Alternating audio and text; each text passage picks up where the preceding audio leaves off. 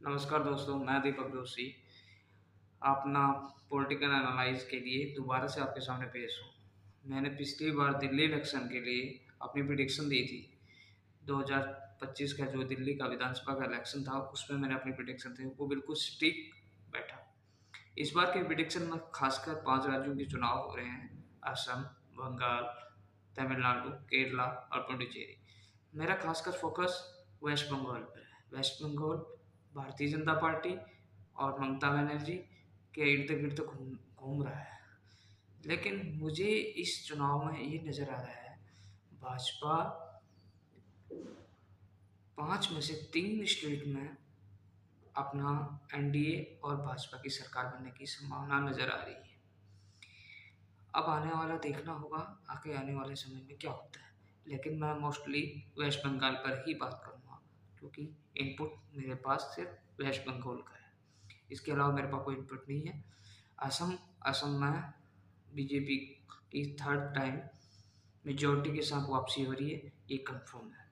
इसके बाद वेस्ट बंगाल पर ही मैं बात करूँगा। वेस्ट बंगाल खासकर आज का जो इलेक्शन है, जो हिंसा, जो वायलेंस, इस पर आधारित इलेक्शन था, उसको कितना डाइवर्ट कर पाती है सेंट्रल फोर्सेस, इलेक्शन कमीशन कितना मैनेज कर पाता है वहाँ, इसको आधार पर इलेक्शन कितना मूव करता है वहाँ।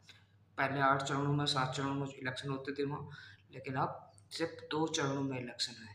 एक माना जाना कितना डेंजर खूनी संघर्ष वाला स्टेट, सिर्फ 2 चरणों में इलेक्शन हो रहे हैं, ये बहुत बड़ी बात है।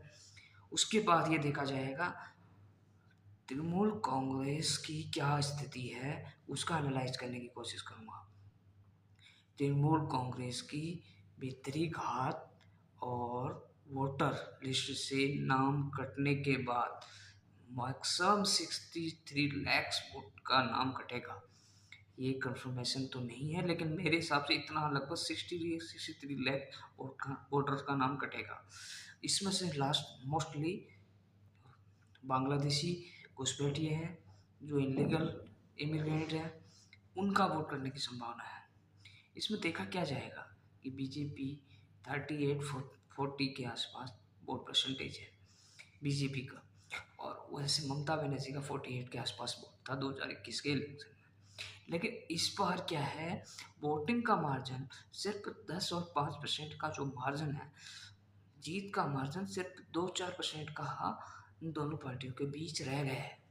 मेरे हिसाब से भारतीय जनता पार्टी काफ़ी एज में